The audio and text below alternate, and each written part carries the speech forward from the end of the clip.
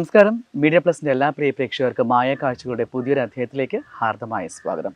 ഇന്ന് മായക്കാഴ്ചകൾ നിങ്ങൾക്ക് മുന്നിൽ എത്തിക്കുന്നത് മലയാള ഭാഷയെ അഗാധമായി സ്നേഹിക്കുന്ന കവിതാ രംഗത്ത് തൻ്റേതായ വ്യക്തിമുദ്ര പതിപ്പിച്ച ഒരു വ്യക്തിത്വത്തെയാണ്. തീർച്ചയായിട്ടും നമുക്ക് ഇദ്ദേഹത്തെക്കുറിച്ച് പറയുകയാണെങ്കിൽ മലയാള ഭാഷയ്ക്ക് ഇത്രയേറെ പ്രാധാന്യമുണ്ടെന്നും അതുപോലെ മലയാള ഭാഷ നമുക്ക് പ്രത്യേകിച്ച് തിരുവനന്തപുരം ഭാഷ എങ്ങനെയാണ് ഉച്ചരിക്കേണ്ടത്, പല ഇടങ്ങളിലും പല രീതിയിൽ ഭാഷ കൈകാര്യം ചെയ്യുമ്പോൾ അതിൻ്റേതായിട്ടുള്ള സത്ത ഉൾക്കൊണ്ടുകൊണ്ട് അതിൻ്റെ മഹാത്മ്യം ഉൾക്കൊണ്ടുകൊണ്ട് ജനങ്ങളിലേക്ക് തൻ്റേതായിട്ടുള്ള കുറേ കോൺട്രിബ്യൂഷൻസ് കൊണ്ടുവന്ന ഒരാളാണ് ഇദ്ദേഹം. കൂടുതൽ ആമുഖങ്ങളൊന്നും വേണ്ട, നമുക്ക് എല്ലാവർക്കും സുപരിചിതനാണ് ഇദ്ദേഹം. കവിയും പ്രഭാഷകനും അധ്യാപകനും ഒക്കെയായ ശ്രീ സുമേഷ് കൃഷ്ണൻ. സ്നേഹാദരപൂർവ്വം സ്വാഗതം ചെയ്യുന്നു മായ കാഴ്ചകളിലേക്ക്. നമസ്കാരം ചേട്ടാ. നമസ്കാരം. നമ്മളിപ്പോ നെയ്യാറിന്റെ തീരത്താണ് അല്ലേ? അങ്ങയുടെ ഒരു ഭാഷാ സംസ്കാരത്തിന് ഏറ്റവും കൂടുതൽ കയ്യൊപ്പ് ചാർത്തി തന്ന, അല്ലെങ്കിൽ തൻ്റെ ഭാവനകൾക്കൊക്കെ തന്നെ നിറം പകർന്ന നെയ്യാറിന്റെ തീരത്താണ് നമ്മൾ ഇരിക്കുന്നത്. ഒരു കവി എന്നതിലുപരി ഇപ്പോൾ എനിക്കറിയാം ഭാഷയെയും അതുപോലെ തന്നെ മലയാള സാഹിത്യത്തെയൊക്കെ ഒരുപാട് സ്നേഹിക്കുന്ന ഒരാളാണെന്നുള്ള നിലയ്ക്ക് ഈ ഒരു കവിതാ രംഗത്തേക്ക് വരാനുള്ള ഒരു പ്രചോദനം വീട്ടിൽ എങ്ങനെയായിരുന്നു? അച്ഛനും അമ്മയ്ക്ക് ഈ ഒരു ഭാഷയോട് കൂടുതൽ പ്രാമുഖ്യമുള്ള ആൾക്കാരായിരുന്നു, അല്ലെങ്കിൽ കവിതയെയും സാഹിത്യത്തെയൊക്കെ പ്രോത്സാഹിപ്പിക്കുന്ന ആളായിരുന്നു? എങ്ങനെയായിരുന്നു ഈ ഒരു മേഖലയിലേക്ക് എത്തിപ്പെടാനുള്ള ഒരു അങ്ങയുടെ ഒരു യാത്ര തുടങ്ങിയത്? എങ്ങനെയായിരുന്നു അത്? അച്ഛനും അമ്മയും സാഹിത്യ അധ്യാപകരോ അല്ലെങ്കിൽ സാഹിത്യ പണ്ഡിതരോ അങ്ങനെയൊന്നും ആയിരുന്നില്ല. പക്ഷേ അവരുടെയൊക്കെ ഉള്ളിൽ ഇത് ഒരു സർഗാത്മകമായ കലയാണ് ഈ എഴുത്ത് എന്ന ബോധമുണ്ടായിരുന്നു. അതൊരു വലിയ കാര്യമാണ്. അത് ഏത് യൂണിവേഴ്സിറ്റിയിൽ പോയി പഠിച്ചാലും നമുക്ക് കിട്ടാത്തൊരു അറിവാണ് ഇത് എന്ന് പറയുന്നത്. അത് അറിവ് മാത്രമല്ല, തിരിച്ചറിവും കൂടിയാണ്. എൻ്റെ കുട്ടിക്ക് ഇങ്ങനെ ഒരു സിദ്ധി കിട്ടിയിരിക്കുന്നു എന്നുള്ള തിരിച്ചറിവ്, അല്ലെങ്കിൽ ഇതുകൊണ്ട് ഇപ്പോൾ എത്ര വരുമാനം ഉണ്ടാകുമെന്ന് നോക്കിയാൽ അല്ല ഇതിൻ്റെ വില നിർണ്ണയിക്കേണ്ടത്, ഇത് മറ്റൊരു തരം കഴിവാണ് എന്ന ബോധ്യം. പഠിക്കാൻ അല്പം മോശക്കാരനായിരുന്ന കാലത്ത് തന്നെ എൻ്റെ ഈ കഴിവുകളെ വീട്ടിൽ പ്രോത്സാഹിപ്പിച്ചിരുന്നു എന്നുള്ളതാണ് ഏറ്റവും വലിയൊരു കാര്യം എന്ന് പറയുന്നത്. അപ്പോൾ രക്ഷാകർത്താക്കളുടെ പ്രോത്സാഹനം എന്ന് പറഞ്ഞാൽ അവർ അക്കാഡമിക് ക്വാളിഫിക്കേഷൻ ഒരുപാടുള്ളവരായിരുന്നില്ല, പക്ഷെ അവർക്ക് ജീവിത വിദ്യാഭ്യാസം നന്നായിട്ടുണ്ടായിരുന്നു. ആ ജീവിത വിദ്യാഭ്യാസം, അതെ, ആ അനുഭവമാണ് അവരെ കൊണ്ട് എന്നെ കൂടുതൽ പ്രോത്സാഹിപ്പിക്കാൻ ഇടവരുത്തിയത്. എന്ന് വെച്ചാൽ പുകഴ്ത്തി ഇല്ലാതാക്കിയിട്ടില്ല എന്ന് വേണം പറയാൻ. അതൊരു വലിയൊരു പോയിന്റാണ്. കാരണം ഇന്നത്തെ ജനറേഷനിലെ അച്ഛനമ്മമാരും കുഞ്ഞുങ്ങളുടെ ചെറിയ കഴിവ് പോലും വളരെ വളരെ വലുതാക്കി കാണിക്കുകയും പലപ്പോഴും അവരുടെ ഒരു കലാവാസനയെ തന്നെ അത് വേറെ രീതിയിൽ ബാധിക്കുന്നുണ്ട്. പ്രോത്സാഹനം എപ്പോഴും ഒരു അനിവാര്യമായ ഘടകമാണെങ്കിലും അമിതമായിട്ട് നമ്മളൊരു പ്രോത്സാഹനം കൊടുക്കുന്നത് അല്ലേ? ഈ കാര്യം താങ്കൾ ഇപ്പോൾ ഈ പറഞ്ഞ കാര്യം വർഷങ്ങൾക്ക് മുമ്പേ മലയാളത്തിൻ്റെ മഹാപ്രതിഭയായ ലോഹിതദാസ് പറഞ്ഞിട്ടുണ്ട്. നമ്മൾ നമ്മുടെ കുഞ്ഞുങ്ങളെ വളരെ ചെറുപ്പത്തിൽ തന്നെ അമിതമായി പ്രോത്സാഹനം കൊടുത്ത് ഇല്ലാതാക്കുകയാണ് ചെയ്യുന്നത്. കുട്ടി സ്വയം വിചാരിക്കണം, എനിക്ക് അംഗീകാരം കിട്ടണം, അയാളെ കൊണ്ട് അംഗീകരിപ്പിക്കണം, സമൂഹത്തെ കൊണ്ട് അംഗീകരിപ്പിക്കണം എന്ന് പറഞ്ഞ് സ്വന്തമായി ഹാർഡ് വർക്ക് ചെയ്ത് കയറി വരുന്നു. പൂജപ്പുര യുവജന സമാജം ഗ്രന്ഥശാലയിൽ നാടകം അഭിനയിക്കാൻ പോയപ്പോൾ അട്രാക്ഷനുള്ള മുഖമല്ല എന്ന് പറഞ്ഞ് മാറ്റി നിർത്തിയ ചെറുക്കൻ മൂലയിലിരുന്ന് കരഞ്ഞെങ്കിൽ മോഹൻലാൽ ആവൂലായിരുന്നു. അതാണ് ആ ഫൈറ്റാണ്. സ്വരം മോശമാണ് എന്ന് പറഞ്ഞ് സമയമാം രഥത്തിൽ നീ സ്വർഗരാജ്യം പാടിക്കൊണ്ടിരുന്നാൽ മതി എന്ന് പറഞ്ഞ് ആകാശവാണിയില്ല അന്നത്തെ തലതൊട്ടപ്പന്മാർ പുറത്താക്കിയ കുട്ടി കൊച്ചി ചെന്നിരുന്ന് കരഞ്ഞെങ്കിൽ യേശുദാസ് ആവൂല. സ്വന്തമായി ഹാർഡ് വർക്ക് ചെയ്തത് തന്നെയാണ്. 10ാം ക്ലാസ്സിൽ തോറ്റവൻ അല്ലെങ്കിൽ സച്ചിൻ ടെണ്ടുൽക്കർ ആവില്ല. ആ ഹാർഡ് വർക്കിൻ്റെ ഏറ്റവും വലിയ പ്രതിഫലം നമുക്ക് കിട്ടും. ഏതെങ്കിലും ഒരു മേഖലയിൽ നമ്മൾ അധികമായി നിർലോഭമായി അഗാധമായി അർപ്പണബുദ്ധിയോടെ ജോലി ചെയ്തിട്ടുണ്ടോ അവിടെ നമുക്ക് ഗുണം ഉണ്ടായിരിക്കും. തീർച്ചയായും ആണ് എൻ്റെ ഏറ്റവും വലിയ കാര്യം. ഈ കുട്ടിക്കാലത്ത് 5 വയസ്സിൽ അമ്മ രാമായണം പാരായണം ചെയ്യിപ്പിക്കുമായിരുന്നു കേട്ടിട്ടുണ്ട്. ആ ഒരു രാമായണം പാരായണം ആണോ സത്യത്തിൽ അങ്ങയുടെ ഒരു കവിതാ ജീവിതത്തിന് തുടക്കം ആയതെന്ന് വിശ്വസിക്കുന്നുണ്ടോ? തീർച്ചയായും. കാരണം മലയാളത്തിലെ ഏറ്റവും മികച്ച കവിതയാണ് അധ്യാത്മരാമായണം, അന്നത്തെയും ഇന്നത്തെയും. കാരണം ഒരു കൃതി ക്ലാസിക് ആവുന്നത് ഏത് തലമുറ വായിക്കുമ്പോഴും അതിൽ പുതുമയുണ്ടാകുമ്പോഴാണ്, ഏത് കാലത്തും അതിന് പ്രസക്തി ഉണ്ടാകുമ്പോഴാണ്. അപ്പോൾ എഴുത്തച്ഛൻ്റെ വരികൾക്ക് അങ്ങനത്തെ ഗുണമുണ്ട്. പ്രത്യുപകാരം മറക്കുന്ന പൂരുഷൻ ചത്തതിനൊക്കുമേ ജീവിച്ചിരിക്കലും എന്ന് പറഞ്ഞാൽ അത് എല്ലാ കാലത്തും ശരിയാണത്. അത്തരത്തിലുള്ള ഒരു കൃതി കൊച്ചിലെ പരിചയപ്പെട്ടു എന്നുള്ള. അന്ന് ഇതിൻ്റെ അർത്ഥവ്യാഖ്യാനങ്ങളൊന്നും അന്നും നേരെ അറിഞ്ഞൂടാ, ഇന്നും അറിഞ്ഞൂടാ എന്നാണ് എൻ്റെ വിശ്വാസം. അന്ന് അത് കിട്ടി. 5ാം വയസ്സ് മുതൽ അത് വായിക്കാൻ തുടങ്ങി. വീട്ടിൽ നിന്ന് അങ്ങനെ ഒരു ഗുണാനുഭവം ഉണ്ടായി എന്നുള്ളത് വലിയ കാര്യം തന്നെയാണ്. അത് ആവർത്തിച്ച് വായിക്കുന്നതിലൂടെ ആണ് ഉള്ളിൽ ഒരു സ്വരബോധം ഉറയ്ക്കുകയും, ശരിയായി ഇപ്പോഴും ഉറച്ചിട്ടില്ല എന്നാലും കുറച്ചെങ്കിലും ഒരു സ്വരബോധം ഉണ്ടാവുകയും വാക്കുകൾ എങ്ങനെയാണ് ഒരു വലിയ കവി ഉപയോഗിച്ചിരിക്കുന്നതെന്ന് പിന്നീട് മനസ്സിലാവുകയും പിന്നീട് രണ്ടാമത് കാണാതെ പഠിക്കേണ്ട അവസരം ഉണ്ടാകാത്ത തരത്തിൽ അർത്ഥം മാത്രം പിന്നീട് ഗഹനമായി നോക്കിയാൽ മതി. വരി ഉള്ളിലിരിപ്പുണ്ട്. ഇത് ഏത് കാലത്തും എനിക്ക് ക്ലാസ് എടുക്കുമ്പോൾ അധികം ഉപയോഗിക്കാൻ വേണ്ടി വന്നിട്ടുണ്ട്. എൻ്റെ 10ാം ക്ലാസ്സിലെ കുട്ടികൾ, ഇപ്പോഴാണ് 10ാം ക്ലാസ്സിലെ പുസ്തകം മാറുന്നത്, ഞാൻ ട്യൂട്ടോറിയൽ പഠിപ്പിച്ചിരുന്ന സമയം മുതൽ ലക്ഷ്മണോപദേശം, ലക്ഷ്മണ സാന്ത്വനം എന്ന പേരിൽ പഠിപ്പിക്കാനുണ്ടായിരുന്നു 10ാം ക്ലാസ്സിൽ. ഞാൻ കോതമംഗലത്ത് തൃക്കാരിയൂർ സ്കൂളിൽ ഹൈസ്കൂൾ അധ്യാപകനായിട്ട് ജോലി കിട്ടി പോകുമ്പോൾ പുസ്തകം നോക്കാതെ ഇതിങ്ങനെ ഉരുവിടുന്ന അധ്യാപകനെ കോതമംഗലത്തെ കുട്ടികൾ അത്ഭുതത്തോടുകൂടി നോക്കിയിരുന്നതും, തിരിച്ച് ഞാൻ പരുമല ദേവസ്വം ബോർഡ് സ്കൂളിൽ പഠിപ്പിക്കാൻ വന്നിട്ട് 3ാമത്തെ ദിവസം ഈ ലക്ഷ്മണോപദേശം പഠിപ്പിക്കുമ്പോൾ എൻ്റെ 10ാം ക്ലാസ്സിലെ കുട്ടികൾ വിസ്മയത്തോടുകൂടി ഈ പുസ്തകത്തിലുള്ളത് തന്നെയാണോ ഞാൻ ചൊല്ലുന്നതെന്ന് പുസ്തകത്തിലും നോക്കി എൻ്റെ മുഖത്തും നോക്കുന്ന ഒരു രംഗം എൻ്റെ പുസ്തകം തൊട്ട് മുമ്പിലിരിക്കുന്ന ഒരു കുട്ടിക്ക് കൊടുത്തിട്ടാണ് ഞാനിത് ഇങ്ങനെ ചൊല്ലിയത്. അതൊക്കെ മറക്കാൻ വയ്യാത്ത അനുഭവം തന്നെയാണ്. അത് ആ ഒരു കൃതി നൽകിയ സ്വാധീനം ജീവിതത്തിൽ വലിയൊരു ബലവത്തായൊരു മുതൽക്കൂട്ട് തന്നെയാണ്, അതിലൊരു സംശയമില്ല. അതെ അതെ, അങ്ങനെ ഒരു കാവ്യ ജീവിതത്തിൽ ഒരു വലിയൊരു തുടക്കം കൂടിയായിരുന്നു ആ രാമായണം അല്ലേ? പിന്നെ തീർച്ചയായും ഈ കവിത എഴുതി തുടങ്ങാൻ, അല്ലെങ്കിൽ എനിക്കും കവിത എഴുതാൻ പറ്റും, കവിതാ ലോകത്ത് എൻ്റെതായിട്ടുള്ള സംഭാവനകൾ നൽകാൻ പറ്റും എന്ന് തോന്നിയ ഒരു ഘട്ടം എപ്പോഴായിരുന്നു? ഇപ്പോൾ സ്കൂൾ ജീവിതത്തിലാണോ അല്ലെങ്കിൽ ടീനേജിൽ എത്തിയപ്പോഴാണോ? എങ്ങനെയായിരുന്നു ഒരു സ്വന്തമായിട്ടൊരു കവിത എഴുതണം എന്നൊരു ആഗ്രഹം മനസ്സിലേക്ക് വരുന്നത്? സത്യത്തിൽ ഞാൻ 5ാം ക്ലാസ്സിൽ പഠിക്കുമ്പോൾ ഒരു കവിത എഴുതി, പഞ്ചവർണ്ണ പൈങ്കിളി എന്നൊരു കവിത എഴുതി. അത് ഞാൻ മുമ്പ് ഒരു ഇൻ്റർവ്യൂവിൽ പറഞ്ഞിട്ടുണ്ട്. ആ കവിത എഴുതി ഞാൻ ട്യൂട്ടോറിയൽ പഠിപ്പിച്ചുകൊണ്ടിരുന്ന ദേവി ട്യൂഷൻ ഹോം എന്നൊരു സ്ഥാപനത്തിൽ പഠിച്ചുകൊണ്ടിരുന്നു. അപ്പോൾ അവിടെ ഉള്ള 1-2 അധ്യാപികമാരെടുത്ത്, എൻ്റെ കൂട്ടുകാരന്മാർ 2-3 പേര് ഈ കവിത എൻ്റെ ബുക്കിൽ നിന്ന് എടുത്ത് കൊണ്ടുവന്ന് കാണിച്ചു. 1-2 അധ്യാപികമാർ അവരെല്ലാം കൂടി വട്ടം കൂടി തന്നെ പരിഹസിച്ചു. അവർ പറഞ്ഞു, ഇത് പൂമ്പാറ്റയിൽ നിന്ന് പൊക്കിയതാണ്, ബാലഭൂമിയിൽ നിന്ന് പൊക്കിയതാണ്, അല്ലാതെ ഇവനെ കൊണ്ട് ഇത് വല്ലതും പറ്റുമോ ചോദിച്ച് കളിയാക്കി. ഞാൻ വിചാരിച്ചത് എന്തോ മോശം പരിപാടിയാണ്, ഞാൻ നിർത്തി. പിന്നീട് ഹൈസ്കൂളിൽ പഠിക്കാൻ കമുകൻകോട് സെൻറ്റ് മേരീസ് ഹയർ സെക്കൻഡറി സ്കൂളിൽ അന്നത് ഹൈസ്കൂളാണ്. ഹൈസ്കൂളിൽ പോയപ്പോൾ അവിടെ എന്നെ 9ാം ക്ലാസ്സിൽ മലയാളം പഠിപ്പിച്ചിരുന്ന സുനന്ദ ടീച്ചർ ഇത് കണ്ടുപിടിച്ചു, ഈ കവിത എഴുതുന്നു എന്നുള്ളത്. എൻ്റെ സുഹൃത്ത് പ്രജീഷ് എൻ്റെ ബുക്ക് എടുത്തുകൊണ്ട് സുനന്ദ ടീച്ചറിന് കൊടുത്തു. സുനന്ദ ടീച്ചർ, നീ കൊള്ളാലോ, നീ ഒരു കാര്യം ചെയ്യും, നീ ഇന്ന പുസ്തകങ്ങൾ വായിക്കണം. കാരണം സുനന്ദ ടീച്ചറിൻ്റെ 2 വിഷയത്തിൽ MA ഉണ്ട്, മലയാളത്തിലും സംസ്കൃതത്തിലും. അവർ ഭയങ്കര പണ്ഡിതയുമാണ്, അഗാധ പണ്ഡിതയാണ്. ടീച്ചർ നന്നായിട്ട് ക്ലാസ് എടുക്കുകയും ചെയ്യും. ഒരുപക്ഷെ അവർ പഠിപ്പിക്കുന്നത് കണ്ടിട്ടാണ് പിന്നെ എനിക്ക് മലയാള അധ്യാപകനാവണമെന്ന് തോന്നിയത്. അതിൽ ഒരു കാര്യം, ടീച്ചറാണ് എന്നെ രണ്ടാമത് ഈ കവിതയിലേക്ക് കൊണ്ടുവരുന്നത്. അത് എൻ്റെ ആ കവിത അന്നും കൂടി ഞാൻ നിരാകരിക്കപ്പെട്ടിരുന്നെങ്കിൽ പിന്നെ ഞാൻ എഴുതില്ലായിരുന്നു. അന്ന് പക്ഷേ ടീച്ചർ പ്രോത്സാഹിപ്പിച്ചു. എന്നിട്ട് പറഞ്ഞു, ഇതിനേക്കാൾ കുറച്ചുകൂടി ഒരു കാര്യങ്ങൾ നിനക്ക് ചെയ്യാൻ പറ്റും, നീ എൻ്റെ പുസ്തകങ്ങൾ വായിക്കണം. പിന്നെ എൻ്റെ വായന വികസിച്ചു. ബാലരാമപുരം ഗവൺമെൻറ് ഹയർ സെക്കൻഡറി സ്കൂളിൽ ചെന്നു. അവിടുത്തെ ഹയർ സെക്കൻഡറി മലയാളം അധ്യാപികയായിരുന്ന ഉഷ ടീച്ചർ ഒരുപാട് പുസ്തകങ്ങൾ എനിക്ക് തരുമായിരുന്നു. സാധാരണ 2 പുസ്തകമേ കൊടുക്കാവൂ, ടീച്ചർ എനിക്ക് 3-4 പുസ്തകം തരുമായിരുന്നു. വായിക്കാൻ താല്പര്യമുള്ള കുട്ടിയാണ്. എന്നിട്ട് ടീച്ചർ വേറൊരു കുസൃതിയുടെ കാണിക്കും. ഞാൻ ഗഹനമായ പുസ്തകം, തത്വമസി ഞാൻ വായിക്കെടുത്താൽ ടീച്ചർ, ഇയാൾക്ക് മനസ്സിലാവും. ഞാൻ പറഞ്ഞു, മനസ്സിലാക്കാൻ നോക്കാം, വായിച്ചിട്ട് എന്നോടൊന്ന് പറയണം.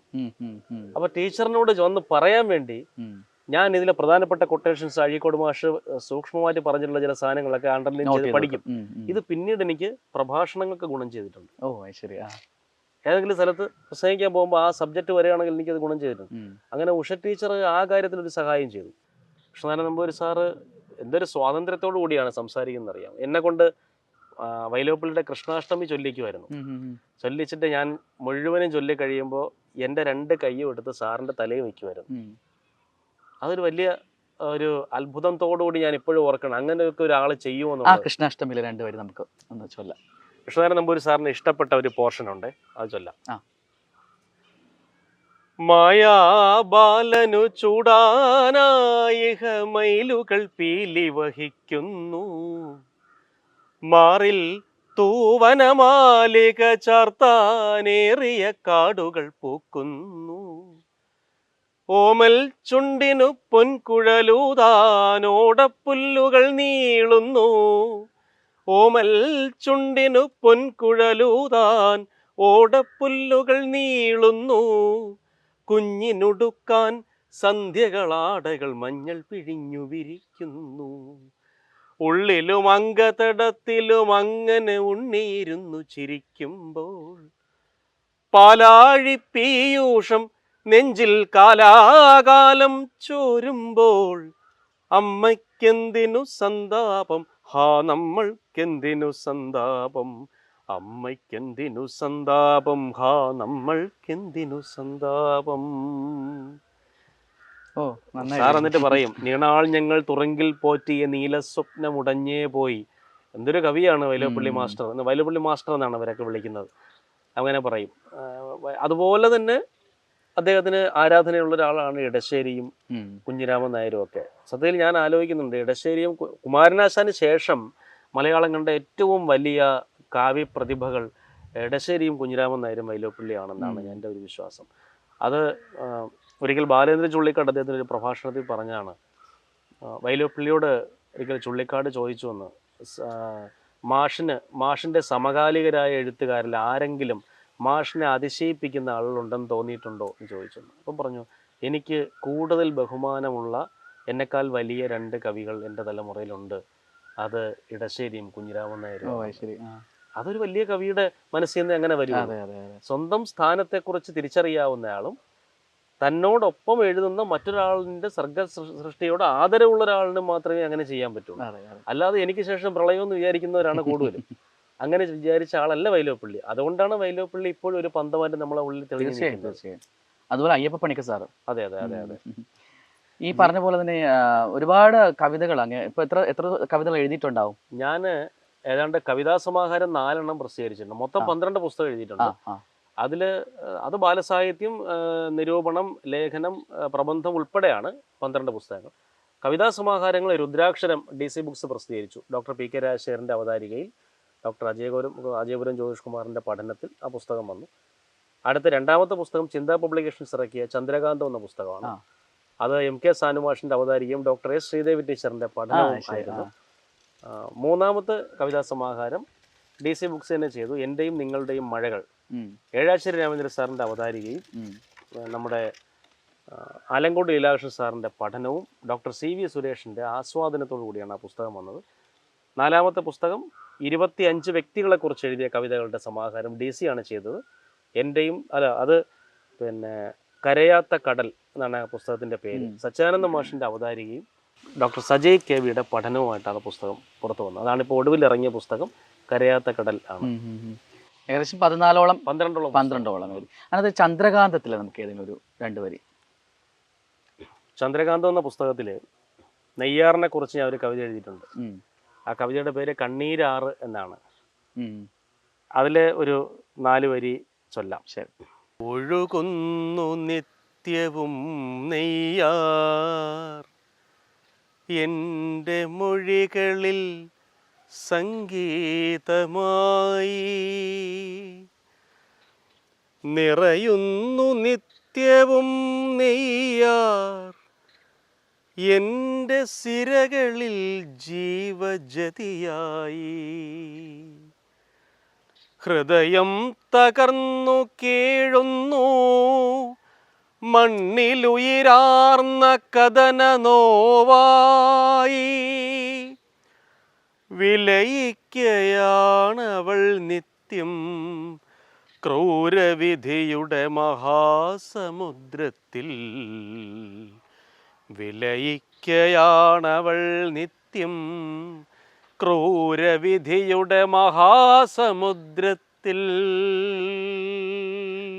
ഈ വരികളൊക്കെ എഴുതുമ്പോൾ മനസ്സിലെന്തായിരിക്കാം ആ സമയത്ത്? നമുക്ക് പലരും ചിന്തിക്കുന്നുണ്ട്, ഇപ്പോൾ ഒരു കവിതയോ അല്ലെങ്കിൽ നമ്മൾ അതൊക്കെ എഴുതുമ്പോൾ നമ്മുടെ മനസ്സിൽ കുറേ നാളുകളായി നമ്മുടെ മനസ്സിൽ ഉറഞ്ഞു കിടക്കുന്ന ഭാവനയാണോ, അതോ നമുക്ക് പെട്ടെന്ന് തോന്നുന്ന ഒരു ആശയമാണോ കവിതയെ രൂപപ്പെടുന്നത്? എന്തായിരിക്കും അങ്ങയുടെ മനസ്സിൽ ഇതൊക്കെ എഴുതുമ്പോൾ ഓടിയെത്തുന്നത്? അത് ലോകത്തിലെ തന്നെ വലിയ കവികൾ പറഞ്ഞിട്ടുണ്ടല്ലോ, കവിയുടെ മനസ്സൊരു പാത്രം പോലെയാണ്, അനുഭവങ്ങളുടെ തുള്ളികൾ ഇങ്ങനെ നിറഞ്ഞുകൊണ്ടേയിരിക്കും, അത് തുളുമ്പി നിൽക്കും. ഒരു പ്രത്യേക അനുഭവത്തിൻ്റെ തുള്ളി വീഴുമ്പോൾ അത് തൂവുന്നത് ഒരു തുള്ളിയായിട്ടായിരിക്കില്ല, കുറേ ആയിട്ടങ്ങ് തൂവും.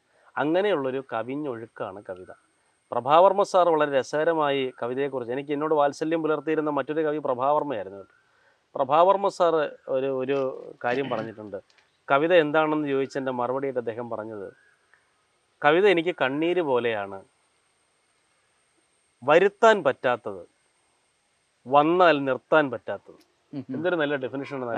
കണ്ണീര് നമുക്ക് വന്നുകൊണ്ടിരിക്കുമ്പോൾ നിൽക്കട്ടെ എന്ന് നമ്മൾ പറഞ്ഞാൽ കണ്ണീര് നിൽക്കൂല, അല്ലെങ്കിൽ കണ്ണീര് വരട്ടെ എന്ന് പറഞ്ഞാൽ കണ്ണീര് വരൂല. അത് ഒരു വലിയ ഡെഫിനിഷനാണ്. അത് കണ്ണീര് പോലെയാണ് കവിത. അത് അങ്ങനെ ഒഴുകിക്കൊണ്ടിരിക്കും. നമുക്ക് അതൊരു സ്പോണ്ടേനിയസ് ആയി ഇങ്ങനെ വരുന്നൊരു ഓവർഫ്ലോ ആണെന്ന് പറയുമല്ലോ പണ്ഡിതന്മാരൊക്കെ. ആ ഒരു ഓവർഫ്ലോ ആണ് കവിത. അല്ലാതെ ഇന്ന് രാവിലെ 10 മണിക്കൊരു കവിത എഴുതണമെന്ന് വിചാരിച്ചിരിക്കുന്നവർ ഉണ്ടാവാം. പക്ഷെ അങ്ങനെ ഇരിക്കുന്നവരുടെ കവിത അങ്ങനെ തന്നെ ആവുള്ളൂ. ഈ കവിത എങ്ങനെ ഉണ്ടാവുന്നു ഈ ഇന്ത്യൻ കൾച്ചറൽ ആചാര്യന്മാർ പറഞ്ഞിട്ടുണ്ട്. കവിത്വ ബീജം പ്രതിഭാനാം യസ്മദ് വിന കാവ്യം ന നിഷ്പാദയേത് നിഷ്പന്നം വാ ഹാസ്യായതനം സ്യാത് എന്നാണ്. എന്നുവെച്ചാൽ കവിത്വത്തിൻ്റെ ബീജം പ്രതിഭയാണ്. ജന്മപ്രതിഭ ഇല്ലാത്തവൻ, ഇൻബോൺ ടാലൻ്റ് എന്നൊക്കെ നമ്മൾ പറയില്ലേ, ജന്മപ്രതിഭ ഇല്ലാത്തവൻ ഒരിക്കലും കവിയാവില്ല. ഇനി 1000 വരി വായിച്ചിട്ട് അരക്കവിയാവാൻ ഏവനെങ്കിലും തുനിഞ്ഞിറങ്ങിയാൽ വിവരമുള്ളവൻ വളഞ്ഞിട്ട് പരിഹസിക്കും. എനിക്കിത് പറഞ്ഞപ്പോഴാണ്, പ്രത്യേകിച്ച് ഈ കവി സമ്മേളനമൊക്കെ നടക്കുമ്പോൾ പലപ്പോഴും ഈ അരക്കവികന്മാരൊക്കെ ആയിരിക്കും കവി സമ്മേളനത്തിൽ പ്രധാനികളായി മാറുന്നത്. അത് പലപ്പോഴും നമ്മളെ ഒരു സാഹിത്യ രംഗത്ത് നമുക്ക് ഒരു കളങ്കമായിട്ട് പലപ്പോഴും തോന്നിയിട്ടുണ്ട്. അങ്ങയുടെ ഒരു അഭിപ്രായത്തിൽ ഇപ്പോൾ അതിനെക്കുറിച്ച് എന്താണ് ഒരു ഒപ്പീനിയൻ? അതെന്താണെന്നറിയാമോ? ഈ പല ആളുകളുടെയും ധാരണ സ്റ്റേറ്റ്മെൻറ്റ് നീട്ടി പാടിയ കവിതയാവും എന്നുള്ള ധാരണ പലർക്കും ഉണ്ട്. അതിപ്പോൾ അക്ഷരശ്ലോകമാണെങ്കിൽ കൂടിയും അത്തരത്തിൽ നമുക്ക് പറയാൻ പറ്റും. അക്ഷരശ്ലോകം ആ ഫോമിൽ ഉണ്ടാവാൻ കാരണമുണ്ട്. ഉദാഹരണത്തിന് വയലാറിൻ്റെ ഒരു കവിത അക്ഷരശ്ലോകക്കാർ ചൊല്ലുമ്പോൾ ആരണ്യാന്തര ഗഹ്വരോദര തപസ്ഥാനങ്ങളിൽ സൈന്ധവോദാരശ്യാമ മനോഭിരാമ പുളിനോ ബന്ധപ്രദേശങ്ങളിൽ എന്നവർ ചൊല്ലുന്നുവെങ്കിൽ അതിന് അവരുടേതായൊരു ന്യായമുണ്ട്. കാരണം 3-ാമത്തെ വരിയിലെ 2-ാമത്തെ അക്ഷരം കിട്ടണം. എന്നാൽ നേരെ മറിച്ച് ഈ സാധനം തന്നെ ഓണക്കോടിഞ്ഞുറിഞ്ഞുടുത്ത് കമുകിൻ പൊൻപൂങ്കുലച്ചാർത്തുമായി പ്രാണപ്രേയസി കാവ്യകന്യ കവിളത്തൊന്നുമ്മ വെച്ചിടവേ ഇങ്ങനെ ചൊല്ലിയാൽ ഈ 2-ാമത്തെ അക്ഷരം ഏതാണെന്ന് നമുക്ക് പെട്ടെന്ന് ക്ലിക്ക് ചെയ്യില്ല. അത് ക്ലിക്ക് ചെയ്യാനാണ് അവരിങ്ങനെ ഈ ചുടുകട്ട അറുത്തിട്ടതുപോലെ ചൊല്ലുന്നത്, ഈ കുറുക്കി ചൊല്ലുന്നത്. അതങ്ങനെ വേണം കണക്കാക്കാൻ. അങ്ങനെയും അക്ഷരശ്ലോകക്കാർക്ക് കുറച്ചൊരു കാവ്യ സംസ്കാരം ഉള്ളിൽ കിട്ടും. പക്ഷേ അവരതിൻ്റെ ക്രാഫ്റ്റെങ്കിലും പഠിക്കും നന്നായിട്ട്. പക്ഷെ മറ്റത് അങ്ങനെയല്ല. ഈ പാരായണത്തിൻ്റെ ബലക്ഷയം മുഴുവൻ അതിനകത്ത് കാണാൻ പറ്റും. വായനയുടെ മുഴുവൻ ബലക്ഷയവും അതിനകത്ത് കാണാൻ പറ്റും. ഈ എൻ്റെ അധ്യാപകൻ ഡോക്ടർ KS രവികുമാർ സാർ നമുക്ക് നിരൂപണം പഠിപ്പിക്കുമ്പോൾ പറയും, പണ്ടൊരാൾക്ക് സദ്യ കൊടുത്തിട്ട് ചോദിച്ചു എന്ന്, നേന്ത്രപ്പഴ പായസം കൊടുത്തിട്ട് ചോദിച്ചു എന്ന്, എങ്ങനെയുണ്ട് എന്ന് ചോദിച്ചപ്പോൾ പറഞ്ഞു, മകരമാസത്തിൽ 3 ദിവസം വെള്ളം ഒഴിച്ചിട്ടില്ലെന്ന് വാഴയ്ക്ക്. കാരണം ആ മകരമാസത്തിൽ 3 ദിവസത്തെ വെള്ളമൊഴിക്കായികയുടെ കുറവ് ഈ നേന്ത്രപ്പഴത്തിന്റെ രുചിയിൽ കണ്ടു, ആ കുറവ് കണ്ടു. അതുപോലെയാണ് കവിതയിലും വായിച്ച് വായിച്ച് ഇന്ധനം കൊടുക്കായികയുടെ അപാകം, അപാകത എന്ന വാക്ക് തെറ്റാണ്, അപാകം എവിടെ കാണും? ആ കവിതയ്ക്കകത്ത് കാണും.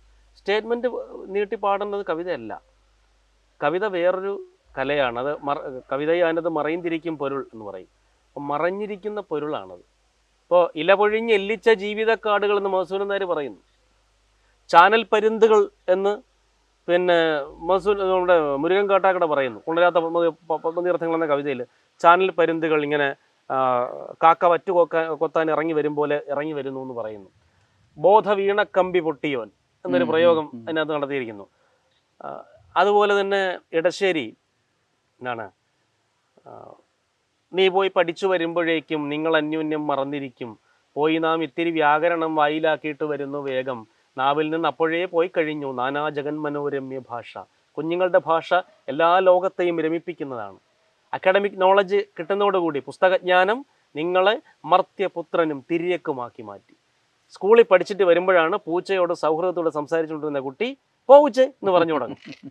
ചോറെടുത്ത് കഴിക്കാൻ വയ്ക്കും, പൂച്ച വരും പൂച്ചെ എന്ന് പറഞ്ഞു തുടങ്ങും. അന്ന് വരെ പൂച്ചയ്ക്ക് കൊടുത്ത് തിന്നുകൊണ്ടിരുന്ന തേന തെക്തേന ഭുഞ്ചീത എന്ന് വിശ്വസിച്ചിരുന്ന കുട്ടിയാണ്. ആ ബോധമാണ് ഈ അക്കാഡമിക് നോളജിലേക്ക് കുറ്റിയിൽ കെട്ടിയിടപ്പെടുമ്പോൾ കുട്ടി ആ പശുവിനെ പോലെ അവിടെ നിന്ന് കറങ്ങുന്നു. മറ്റത് അങ്ങനെയല്ല, വിശ്വസംസ്കാരത്തിലേക്ക് പടരുന്നു. ആ പടർച്ചയാണ് ഏറ്റവും വലിയ അറിവ്. തീർച്ചയായും. ഇപ്പോൾ ഈ സുമേഷ് കൃഷ്ണൻ എന്നൊരു കവിയെക്കുറിച്ച് കൂടുതൽ ജനങ്ങൾ അറിഞ്ഞത് ഒരു പരിപാടിയിൽ അങ്ങ് തിരുവനന്തപുരം ഭാഷയെക്കുറിച്ച് വളരെ വാചാലനായി സംസാരിച്ചു. ഓരോ പ്രാദേശിക ഭാഷയെക്കുറിച്ചിട്ടും തിരുവനന്തപുരത്തിൻ്റെ ആ ഒരു സംസ്കാരത്തെക്കുറിച്ചൊക്കെ അങ്ങ് ഒരുപാട് സംസാരിച്ചു. അതാണ് എനിക്ക് തോന്നുന്നു ഒരുപക്ഷെ കൂടുതൽ അങ്ങേ ആൾക്കാർ റെക്കഗ്നൈസ് ചെയ്തത് അതിലൂടെയാണെന്ന് തോന്നുന്നു. ഈ തിരുവനന്തപുരം ഭാഷയുടെ ആ ഒരു പ്രത്യേകത നമ്മുടെ പ്രേക്ഷകർക്ക് കൂടി ഒന്ന് പറഞ്ഞു കൊടുക്കാം. തീർച്ചയായും തിരുവനന്തപുരത്തെ ഭാഷയെക്കുറിച്ച് പറയേണ്ടി വന്നത് ഈ അമൃത ടി വിയിൽ മലയാളി ദർബാർ എന്ന പരിപാടിയിൽ പങ്കെടുക്കാനായി ഞാൻ കാര്യവട്ടം ക്യാമ്പസിൽ റിസർച്ചിന് ചേരുന്ന സമയത്ത് ആണ് പോയ സമയത്ത് ഈ ഒരുപാട് പേര് ഈ തിരുവനന്തപുരത്തെ ഭാഷ വളരെ നെഗറ്റീവായി പറയുന്നത് കേട്ടപ്പോൾ അതല്ല ഇതിൻ്റെ ശരി എന്ന് ബോധ്യപ്പെടുത്താനുള്ള ബാധ്യത എനിക്കുണ്ടെന്ന് ഞാൻ വിശ്വസിക്കുന്നു. തിരുവനന്തപുരം സ്ലാങ്ങിന് വളരെ മോശമായിട്ട് അത് എന്തുകൊണ്ടാണ് അങ്ങനെ വന്നത് എന്ന് ഞാൻ പറഞ്ഞു കൊടുത്തു. അങ്ങനെയേ ഉള്ളൂ. അത് തീർച്ചയായും ഈ തെക്കോട്ടുള്ള ഭാഷയെ സ്വാധീനിക്കുന്നത് സംഗീതാത്മകതയാണ്. എപ്പോഴും അത് അതിൻ്റെ ഇപ്പോൾ വടക്കോട്ട് വർണ്ണക്കൂട്ടുകളാണെങ്കിൽ തെക്കോട്ട് വരുമ്പോൾ സംഗീതാത്മകതയാണ് അതിനെ സ്വാധീനിക്കുന്നത്. അതുകൊണ്ടാണ് നമ്മൾ ഇടയ്ക്കിടയ്ക്ക് എന്ത് പറഞ്ഞിട്ടും ഞാൻ അവിടെ പോയ കേട്ടാ ഒരു ഘടിപ്പിക്കലുണ്ട്. ഇത് ഭദ്രകാളി പാട്ടിലുള്ളതാണ്. തുടക്കൽ ഇങ്ങനെയുള്ള ഈ ഘടിപ്പിച്ച് സംസാരിക്കുന്നു. തോറ്റംപാട്ടിൽ ഒന്നാമത്തെ പാട്ടുകാരൻ പാടുന്ന വരിയിലെ മൂന്നാമത്തെ വരി അല്ലെങ്കിൽ നാലാമത്തെ ഭാഗം എടുത്ത് പാടിക്കൊണ്ടാണ് അടുത്തയാളെ തുടങ്ങുന്നത്. അതിലെനിക്ക് ഏറ്റവും രസകരമായ ഈ തോറ്റംപാട്ടിൽ രസകരമായൊരു വരിയുണ്ട്. നമ്മുടെ ഇമാജിനേഷനെ കൂടി ധ്വനിപ്പിക്കുന്ന അല്ലെങ്കിൽ ഇമാജിനേഷനെ വളർത്തുന്ന രീതിയിലുള്ളൊരു വരിയുണ്ട്. എനിക്ക് മുമ്പേ കൊച്ചിലേ ഞാൻ കേട്ടതാണ്. എനിക്ക് കേട്ട സമയത്തെ അതിലെ ഉള്ളിലെ കവിത ഓർത്ത് എനിക്ക് ഭയങ്കര രസകരമായി തോന്നിയിട്ടുണ്ട്. നമുക്കൊന്നും ഒരിക്കലും പറ്റൂല. ഞാൻ ചെയ്തു നോക്കിയിട്ടുണ്ട്, പറ്റൂല. ഇടം കണ്ണ് ഒന്ന് തുറന്നുകൊണ്ട് വലം കണ്ണ് ഒന്ന് തുറന്നുകൊണ്ട് ഇടം കണ്ണിൽ അരക്കണ്ണ് മുറുക്കിക്കൊണ്ട് ഇതൊരു സംഭവമുണ്ട്. വലം കണ്ണ് തുറന്നു പിടിക്കുകയും ഇടത് കണ്ണിൽ അരക്കണ്ണ് അടക്കുകയും ചെയ്യുന്നത് നമുക്ക് പറ്റൂല. അങ്ങനെ ചെയ്യണമെങ്കിൽ കഥകളിയിലെ നേത്രസാധകം ചെയ്യണം. കഥകളി ഇവിടെ വരുന്നതിന് മുമ്പ് ഉണ്ടായ കലാരൂപമാണ് നാടൻ ഈ തോറ്റംപാട്ട്. ഈ തോറ്റംപാട്ടിൽ ഇങ്ങനെ ഒരു സംഭവം പറഞ്ഞു എന്നുള്ളതാണ്. അതുപോലെ ഈ വരവ്, കാളിയുടെ വരവ്, ആ വരവ് പറയുന്ന സമയത്ത് ഓരോ സ്ഥലത്തെയും പറയുന്നുണ്ട്. അവരുടെ സ്ഥലത്തെ പറ്റി പറയുമ്പോൾ അവരുടെ ആ ഭാഷയും ആ ഒഴുക്കിൽ വരുന്നുണ്ട്. പ്രത്യേകിച്ച് കൊടുങ്ങല്ലൂർ ഇവിടുന്ന് അങ്ങ് പോകുന്നതാണ്. കൊടുങ്ങല്ലൂർ പിന്നെ ഈ പാട്ടല്ല. കൊടുങ്ങല്ലൂർ പോകുമ്പോൾ കൊടുങ്ങല്ലൂർ പലരും പറയാറുണ്ട് അവിടെ എന്തുകൊണ്ടാണ് തെറി പാടുന്നതെന്ന് ചോദിച്ചു. സത്യത്തിൽ അമ്മയുടെ കാമമാണ് കുഞ്ഞുങ്ങളെ സൃഷ്ടിക്കുന്നത്. നിലത്തിൻ്റെ പരുവമാണ് വിത്തിനെ പൊടിപ്പിക്കുന്നത്. അത് ഏറ്റവും വലിയ കാര്യം. അത് കേരളത്തിൻ്റെ കാർഷിക സംസ്കൃതിയുമായിട്ടൂടെ ബന്ധപ്പെട്ടിരിക്കുന്ന ഒരു ദേവതയാണല്ലോ കാളി. കൊറ്റവൈ എന്നാണ് പറയുന്നത്. അത് യുദ്ധത്തിൻ്റെ ദേവതയാണെങ്കിൽ കാളി ഒരേ സമയം കൃഷിയുടെയും കൂടെ ദേവതയായിട്ട് വരും. അതുകൊണ്ടാണ് വയലുകളിലാണ് പണ്ട് ഉത്സവം നടത്തിയിരുന്നത്. കൊടുങ്ങല്ലൂർ പോകുമ്പോൾ എന്ന് വെച്ചാൽ സ്ത്രീയെ ഉദ്ദീപ്തയാക്കുക എന്നുള്ളതാണ്. അതാണ് ഈ പറയുന്നത് മുഴുവൻ. ഈ പറയുന്ന ആ പാട്ടുകളിലുള്ള ലൈംഗികമായിട്ടുള്ള കാര്യങ്ങൾ മുഴുവൻ ഈ ദേവിയെ ഉദ്ദീപ്തയാക്കാനാണ്, അമ്മയെ ഉത്തേജിതയാക്കാനാണ്. ഇപ്പോൾ ഒരു ഇത് വന്നു, ഇനി സ്തോത്രങ്ങൾ, ദേവി സ്തോത്രങ്ങളായിരിക്കും അവിടെ ചൊല്ലുക. അത്തരത്തിലുള്ളൊരു ആചാരം ഇനി മുതൽ ഉണ്ടാവില്ല എന്നാണ് ഇപ്പോൾ മുതൽ അങ്ങനെയാണ് ഒരു സംവിധാനം ഏർപ്പെടുത്തിയിരിക്കുന്നതെന്നാണ് അറിയാൻ കഴിഞ്ഞിട്ടുള്ളത്. അല്ല, അങ്ങനെയാണ് എങ്കിൽ ശ്രദ്ധയിൽ അത് ശരിയായൊരു കാര്യം അല്ല എന്ന് ഞാൻ പറയുള്ളൂ. വേറൊന്നുമല്ല. ഏതൊരു വാക്കും അശ്ലീലമാകുന്നത് സന്ദർഭാനുഗുണമായിട്ടാണ്. കൊടുങ്ങല്ലൂർ ഇത് പാടുമ്പോൾ ആരും ചിരിക്കാറില്ലല്ലോ, അവർ കൂടെ പാടുകയല്ലേ ചെയ്യുന്നത്. എന്നാൽ ഇത് ആറ്റുകാല് പാടുമ്പോൾ ആളുകൾ ചിരിക്കും, അത് നിരോധിക്കും. കാരണം ആറ്റുകാൽ ഈ കൾച്ചറല്ല. ഇനി ഇതൊന്നുമല്ല കാടാമ്പുഴ പോകുമ്പോൾ, അതല്ല മറ്റൊരിടത്ത്, വെള്ളയണിയിൽ ഇതല്ല കുളത്തൂര്, ഇവിടെയൊക്കെ ഏകീകരിക്കപ്പെട്ട സ്ഥലങ്ങളുണ്ട്. ഇപ്പൊ പാറശാലയും വെഞ്ഞാറമൂടും ഒക്കെ അല്ലേ ഈ മലയാള ഭാഷ ഉപയോഗിക്കുന്നതിലും വ്യത്യാസമുണ്ട്. അതെന്തെന്ന് വെച്ചാൽ ഈ ഓരോ സ്ഥലത്തെയും ഭൂപ്രകൃതി, തൊഴിൽ, ഇതിൻ്റെയൊക്കെ അടിസ്ഥാനത്തിൽ വ്യത്യാസമുണ്ട്. ഭാഷ ഉപയോഗിക്കുന്നതിൽ വ്യത്യാസമുണ്ട്, ആളുകളുടെ സ്വഭാവത്തിൽ വ്യത്യാസമുണ്ട്, നടത്തയിൽ വ്യത്യാസമുണ്ട്. എന്തിന് ചായ കുടിക്കുന്ന ഗ്ലാസ്സിൽ പോലും വ്യത്യാസമുണ്ട്. കാരണം നിങ്ങൾ ഈ പുനലൂർ ഭാഗത്ത് നിന്ന് ചായ കുടിച്ചിട്ടുണ്ടെങ്കിൽ അറിയാം. പുനലൂർ ഭാഗത്ത് നിന്ന് ചായ കുടിക്കുമ്പോൾ വലിയ ഗ്ലാസ് ആയിരിക്കും. കാരണം റബ്ബർ വെട്ടാൻ പോണവനാണ് അവൻ. ഈ കോപ്പ ഗ്ലാസ്സിൽ ചായ കുടിച്ചാലേ, വലിയ ഗ്ലാസ്സിൽ ചായ കുടിച്ചാലേ വല്ലതാവുള്ളൂ. രാവിലെ 3 മണിയിൽ റബ്ബർ വെട്ടിക്കൊണ്ടിരിക്കുന്നതാണ്. എന്നാൽ സെക്രട്ടറിയുടെ നേരെ എതിരുള്ള ഹോട്ടലിൽ ചായ കുടിക്കാൻ പോയി നോക്കൂ, ചെറിയ കപ്പാണ്. കാരണം സെക്രട്ടറിയിലെ സ്റ്റാഫിന് 15 മിനിറ്റാണ്, 10 മിനിറ്റാണ് ഇടവേളയുള്ളത്. ഇവിടെ നിന്ന് അപ്പുറത്ത് റോഡ് ക്രോസ് ചെയ്ത് 3 സിപ്പ് എടുക്കാനുള്ള ടൈമുള്ള ഇതേ ഉള്ളൂ, ഗ്ലാസ്സേ ഉള്ളൂ. ആണ് ക്ലാസിൻ്റെ പ്രത്യേകത. ഈ ഇതുപോലുള്ള കാർഷിക സംസ്കൃതി കൂടുതലുള്ള സ്ഥലങ്ങളിലൊക്കെ നമുക്ക് ഇതിൽ ഈ വ്യത്യാസം കാണാൻ പറ്റും. ഭക്ഷണത്തിൻ്റെ രീതിയിലുണ്ട്. നിങ്ങൾ ഇടുക്കിയിൽ പോയിട്ട് രാവിലെ ദോശയും ചമ്മന്തിയും പപ്പടവും രസവടയും ചോദിച്ചു നോക്കൂ, പല കടയിലും കാണൂല. കപ്പ ബിരിയാണി കിട്ടും, പൊറോട്ടയും പോത്തിറച്ചിയും കിട്ടും. ഞാൻ കോതമംഗലത്ത് പഠിപ്പിക്കുമ്പോൾ തട്ടുദോശ കഴിക്കാൻ വേണ്ടി പല കടകളിലും അലഞ്ഞിട്ടുണ്ട്. പന്നിയുടെ കുടൽ വഴറ്റിയതും പൊറോട്ടയും ഉണ്ട്, വേണമെന്ന് ചോദിക്കും. അല്ലെങ്കിൽ കപ്പയും പോട്ടയും ഉണ്ട്, വേണമെന്ന് ചോദിക്കും. അവരുടെ രീതി അതാണ്. ഓരോ സ്ഥലത്തെയും ജീവിക്കാൻ പാകത്തിനുള്ള ഭക്ഷണം അവർ തന്നെ തിരഞ്ഞെടുക്കുന്നതാണ്. നമ്മുടെ നാട്ടിലെ നിവേദ്യങ്ങളുണ്ടായത് എങ്ങനെയാണ്? കൽക്കട്ടയിൽ പോയ ജിലേബി നിവേദിക്കാൻ പറ്റും. നമ്മുടെ നാട്ടിലെ നിവേദ്യം അതല്ല. അരിപ്പായസം, ഇടിച്ചു പിഴിഞ്ഞ പായസം. കാരണം എന്താണോ നമ്മുടെ നാട്ടിൽ കിട്ടുന്നത് അതുകൊണ്ടുണ്ടാക്കുന്ന നിവേദ്യം ആണ് എൻ്റെ പ്രത്യേകത. അത് ഈ ഭാഷയിലെന്ന പോലെ തന്നെ, ഈ ഭക്ഷണത്തിലെന്ന പോലെ തന്നെ, ജീവിത രീതിയിലെന്ന പോലെ തന്നെ പലതിലും വ്യതിയാനമുണ്ട്. അതിൽ ഒരാളെ മാത്രം കളിയാക്കേണ്ട കാര്യമില്ല. ഇപ്പോൾ ഒരു വടക്കൻ സെൽഫിയിൽ ഉപയോഗിച്ച ഭാഷ വടക്കൻ കേരളത്തിലെ ഭാഷ ഉപയോഗിച്ചല്ലോ, വടക്കേ അറ്റത്തുള്ള ഭാഷ ഉപയോഗിച്ചല്ലോ. അതിൽ ആരും ഒരു ആക്ഷേപവും പറഞ്ഞില്ല. പ്രാഞ്ചിയേട്ടലിൽ തൃശ്ശൂർ ഭാഷ ഉപയോഗിച്ചു. അതിനു മുമ്പ് തൂവാനത്തുമ്പികളിൽ മോഹൻലാൽ തൃശ്ശൂർ ഭാഷ ഉപയോഗിച്ചു. തിരുവനന്തപുരത്തുകാരനായി മോഹൻലാൽ തുടക്കകാലത്തെ തൃശ്ശൂർ ഭാഷ ഉപയോഗിച്ചു. അതിലൊന്നും ഒരു പ്രശ്നവുമില്ല. എന്നാൽ ഈ മോഹൻലാൽ തന്നെ ഓട്ടോ എന്ന് പറയുന്ന സിനിമയിൽ നല്ല തിരുവനന്തപുരം ഭാഷ വേണുനാഗവള്ളിയുടെ സ്ക്രിപ്റ്റിൽ പറഞ്ഞിട്ടുണ്ട്. അതിലൊന്നും ആരും ഒന്നും പറഞ്ഞില്ല. പക്ഷെ അതിനെ വേറൊരു രീതിയിലേക്ക് പരിഹാസ്യമാക്കി മാറ്റി എന്നുള്ളതാണ് ഒരു വലിയ പ്രശ്നമായിട്ട് നമുക്ക് തോന്നുന്നത്. അതിനെ പ്രതിരോധിക്കേണ്ട ആവശ്യകത നമുക്കുണ്ട്. ഇന്ന് നമുക്ക് ചാനലിലെ കോമഡി സ്കിറ്റുകളിലൊക്കെ തന്നെയും അത്തരത്തിൽ ഉപയോഗിക്കുന്ന ഒരു പ്രവണത നമ്മൾ കൂടുതലായിട്ട് കാണും. തിരുവനന്തപുരം ഭാഷ അങ്ങനെയാണെന്നൊരു വ്യാഖ്യാനമാണ് പലപ്പോഴും. ഒരിക്കൽ ഒരു കോമഡി സ്കിറ്റിൽ ഞാൻ കണ്ടതാണ്. വോഡാഫോൺ കോമഡി സ്റ്റാറിലാണ് ഞാൻ അവിടെ ചീഫ് ഗസ്റ്റ് ആയിട്ടൊക്കെ പോയിട്ടുള്ളതാണ്. കാണിപ്പയ്യൂർ തിരുമേനി ഞാനും കൂടി ഒരു തവണ.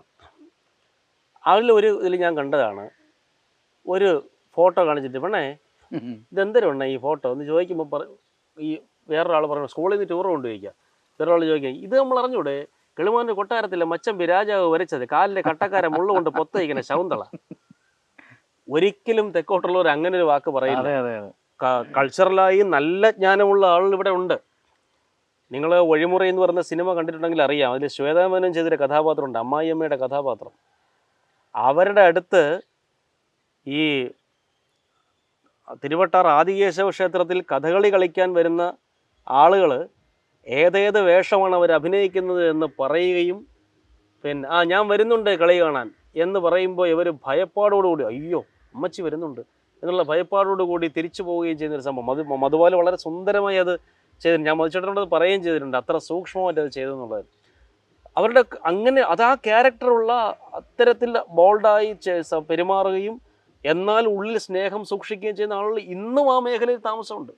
കൊല്ലങ്കോട് ഭാഗത്ത്, ഈ പാർത്ഥിവപുരം ഭാഗത്ത്, ഈ തിരുവട്ടാർ ഭാഗത്ത് ഇന്നും അതുപോലുള്ള ആളുകൾ താമസമുണ്ട്. അവർക്കതറിയാം. ഭയങ്കര കൾച്ചറലായിട്ട് വളരെ അഗാധമായി ജ്ഞാനമുള്ള ആളുകളുണ്ട്. ഈ നമ്മുടെ കവി മധുസൂദനൻ നായർ സാറിൻ്റെ അമ്മ CV രാമപിള്ളയുടെ നോവൽ വായിക്കുമായിരുന്നാണ് പറയുന്നത്. അത് ഈ അയൽവക്കത്തെ പെണ്ണുങ്ങളെ വിളിച്ചിരുത്തി വായിച്ച് കേൾപ്പിക്കുന്നു. എന്നോട് പറഞ്ഞുള്ളൂ സാറേ, അത് ഈ കൊച്ചുകുട്ടിയായിരുന്ന സമയത്ത് സാറ് കേട്ടിട്ടുണ്ട്. ഇത് ആരെയെന്ന് പറഞ്ഞുകൂടാ. അതൊക്കെ ഒരു വലിയ അറിവ് തന്നെയാണ് പഴയ ആളുകളുടെ. അതുകൊണ്ട് ആരും അങ്ങനെ നിസ്സാരീകരിച്ച് നമ്മുടെ രാജാരവിവർമ്മയെക്കുറിച്ചൊന്നും പറയുന്നില്ല. അത് ഈ സ്കിറ്റുകാർ ചുമ്മാ ചിരിപ്പിക്കാൻ വേണ്ടി എഴുതി ഉണ്ടാക്കുന്ന കാര്യമാണെന്നേ ഞാൻ പറയുള്ളൂ. ഈ ഭാഷ കൈകാര്യം ചെയ്യുമ്പോൾ പലപ്പോഴും നമ്മൾ മലയാള ഭാഷയെ വികലമാക്കുന്നൊരു പ്രവണത നമ്മൾ കണ്ടു. ഇപ്പം രക്ഷാകർത്താവ് എന്നാണ് നമ്മൾ പറയുന്നത് അല്ലേ, ഇപ്പം രക്ഷകർത്താവ് എന്നാ. അങ്ങനെ പല രീതിയിൽ നമ്മൾ അതിനെ ഭാഷകൾ ഉപയോഗിക്കുമ്പോൾ ഇപ്പോൾ തന്നെ വളരെ തെറ്റായി ഉച്ചരിക്കുന്ന ആൾക്കാർ നമ്മളുണ്ട്. ഒരു അധ്യാപകൻ എന്നുള്ള നിലയ്ക്ക് ഭാഷ കൈകാര്യം ചെയ്യുമ്പോൾ കുട്ടികൾക്ക് ഈ വളർന്നു വരുന്ന കുഞ്ഞുങ്ങൾക്ക് പഠിപ്പിച്ചു കൊടുക്കുന്നത്, അല്ലെങ്കിൽ നമ്മൾ സ്വരാക്ഷരങ്ങളും വ്യഞ്ജനാക്ഷരങ്ങളും പഠിപ്പിക്കുമ്പോൾ തന്നെ അത് തുടങ്ങേണ്ടതാണ്. ഇപ്പോൾ പലരും കാ ഇക്ക ഗാ ഇക്ക ഗാ എന്ന് പഠിപ്പിക്കുമ്പോൾ കക്ക ഗാക്ക ഗ എന്ന് പഠിപ്പിക്കുന്ന എത്ര അധ്യാപകരുണ്ട്. അല്ലെങ്കിൽ ഭ എങ്ങനെ ഉച്ചരിക്കണം എന്ന് പറഞ്ഞു കൊടുക്കുന്ന എത്ര അധ്യാപകരുണ്ട്. മലയാളത്തിൽ ഫ എന്നൊരു വാക്കില്ല. അതും പലപ്പോഴും ഫലം എന്ന് പറയുന്നത് പോലും ഫലം എന്ന് പറയുന്ന എത്രയോ ആൾക്കാർ നമ്മുടെ ഇടയിലുണ്ട്. മലയാളത്തിലെ സംബന്ധിച്ചിടത്തോളം ഫ എന്നൊരു വാക്കില്ല. കടം കൊണ്ട് ഇംഗ്ലീഷ് വാക്കുകൾ ഫാൻ, ഫ്രിഡ്ജ്, അതൊക്കെയാണ് നമ്മൾ ഉപയോഗിക്കുന്നത്. ഫാദർ അതുപോലെ ഫാൻ എന്ന വാക്കിൽ നിന്നൊക്കെയാണ് ഈ ഫ ഉച്ചാരണം. പിന്നെ ഈ ചോദിച്ചതിനുള്ള മറുപടി എന്തുകൊണ്ട് കുട്ടികൾ അത് പറയുന്നില്ല എന്ന് പറഞ്ഞാൽ എൻ്റെ മറുപടി, നെയ്യാറ്റിൻകരയിൽ ചൊല്ലുണ്ട്, തോട്ടിലുണ്ടെങ്കിലേ മടയിൽ പായുള്ളൂ. ഈ ക്ലാസ് എടുക്കുന്ന അധ്യാപകൻ ആ കാര്യത്തിലൊരു ബോധം വേണം. അതെന്തുകൊണ്ട് ഈ കുട്ടിക്ക് അത് കിട്ടുന്നില്ല എന്ന് വെച്ചാൽ കൊച്ചു ക്ലാസ്സിലേ ഇത് കിട്ടി വരണം. ഇപ്പോൾ ഗവൺമെൻറ്റിൻ്റെ ഒരുപാട് ട്രെയിനിങ്ങുകളുണ്ട് അധ്യാപകർക്ക്. പക്ഷെ ആ ട്രെയിനിങ്ങിൻ്റെ കൂടുതൽ എന്നുള്ളതല്ലാതെ പ്രായോഗികതയിൽ ഇത് കൊണ്ടുവരുന്നത് വളരെ അപൂർവമായിട്ടേ വരുന്നുള്ളൂ. വിമർശനാത്മകമായി ഞാൻ പറയുകയാണ്, സ്വയം വിമർശനാത്മകമായും കൂടെ പറയുകയാണ്. അതിനുള്ള സമയം അധ്യാപകർക്ക് കിട്ടുന്നില്ല. സഹ അധ്യാപകർക്ക് അത്തരത്തിലൊരു തിരുത്ത് പറഞ്ഞു കൊടുക്കാൻ അങ്ങേക്ക് എപ്പോഴെങ്കിലും സാധിച്ചിട്ടുണ്ടോ?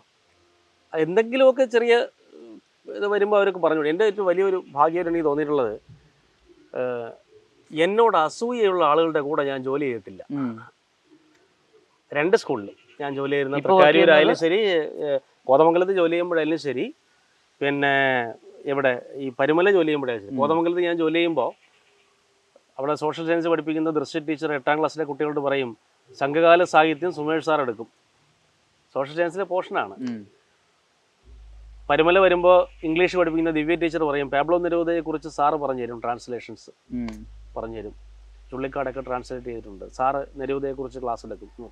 അത് സത്യം പറഞ്ഞാൽ എനിക്ക് കിട്ടുന്ന ഒരു വലിയ അംഗീകാരമായിട്ടാണ് ഞാൻ കണക്കാക്കുന്നത്. കൂടെ ജോലിയുള്ളവർ നമ്മളെ കരുതുന്ന ആ ഒരു രീതി, ഒരു സാഹോദര്യ മനോഭാവത്തോടു കൂടി നമ്മളോട് പെരുമാറുന്ന ഒരു രീതി, അതുകൊണ്ട് തന്നെ അവരെ അങ്ങനെ തിരുത്തേണ്ട, അവരെല്ലാവരും വളരെ പരിണിതപ്രജ്ഞരായ അധ്യാപകർ തന്നെയാണ്.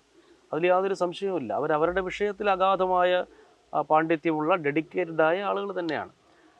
മറ്റൊരു പ്രത്യേകത എന്ന് വെച്ചാൽ, ഈ അധ്യാപകർക്ക് ക്ലാസ് എടുക്കാൻ പോകുമ്പോഴും, ഞാൻ ഒരു തവണ DRG ആയിരുന്നു, 1-2 തവണ ക്ലാസ് എടുക്കാൻ പോകുമ്പോഴും, ക്ലാസ്സിൽ ഇരിക്കുമ്പോൾ തന്നെ ഏതെങ്കിലും ഒരു സബ്ജക്റ്റിൽ ചിലപ്പോൾ വർത്തമാനം പറയേണ്ടി വരുമ്പോഴും ഒക്കെ കുട്ടികൾ എങ്ങനെ ക്ലാസ്സിലിരിക്കുമോ അതുപോലെ എൻ്റെ അതേ വിഷയം പഠിപ്പിക്കുന്ന ആ DEOയുടെ കീഴിലുള്ള മറ്റധ്യാപകർ, ഇപ്പോൾ തിരുവല്ല ഉപജില്ലയിലെ മറ്റധ്യാപകർ, മറ്റ് മലയാള അധ്യാപകർ, എനിക്കിപ്പോഴും ഓർമ്മയുള്ളത്, എന്നേക്കാൾ ഒരുപാട് മൂത്ത, ഉടനെ തന്നെ റിട്ടയർ ആവുന്ന വിഷ്ണു നമ്പൂതിരി എന്നൊരു അധ്യാപകനുണ്ട്.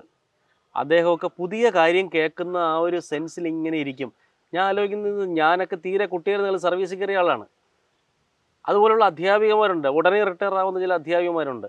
അവരൊക്കെ ശ്രദ്ധിച്ചിരിക്കുന്നത് കണ്ടാൽ ഒരു 8ാം ക്ലാസ് കുട്ടി ഇരിക്കുന്നത് പോലെ ഉള്ളൂ, നോട്ടെടുക്കുന്നത് കണ്ടാൽ. അതൊക്കെ ഒരു വലിയ അംഗീകാരമാണ്. അവരുടെ വലിപ്പമാണ് ആ കാണുന്നത്, അവരുടെ മനസ്സിൻ്റെ വലിപ്പമാണ്.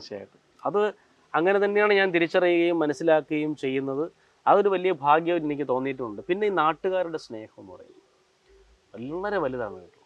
ഞാൻ മാമ്പഴത്തിൽ എനിക്ക് സമ്മാനം കിട്ടിയ സമയത്ത് എനിക്ക് മുണ്ട് വാങ്ങിച്ചുകൊണ്ട് വന്ന നെയ്ത്തുകാരുണ്ട്. അവർ നെയ്ത മുണ്ട് കൊണ്ടുവന്ന നെയ്ത്തുകാരുണ്ട്.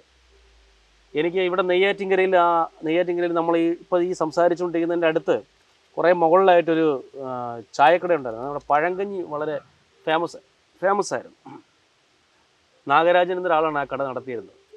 അദ്ദേഹം ഒരിക്കൽ എനിക്ക് പ്രഥമ ONV യുവസാഹിത്യ പുരസ്കാരം കിട്ടിയത് പത്രത്തിൽ വായിച്ചിട്ട്, ഞാൻ അമ്മൻകോവിലിൻ്റെ അവിടെ നിന്ന് റോഡ് ക്രോസ് ചെയ്യാൻ നിൽക്കും, എന്നെ വിളിച്ചുകൊണ്ട് കടയിലിരുത്തി മൺകലം നിറയെ പഴങ്കഞ്ഞി, പിന്നെ തൈരൊക്കെ ഒഴിച്ച് എൻ്റെ മുളക് കെട്ട് കലക്കി എനിക്ക് തന്നിട്ട് പറഞ്ഞു, സാറേ എൻ്റെ അനുമോദനം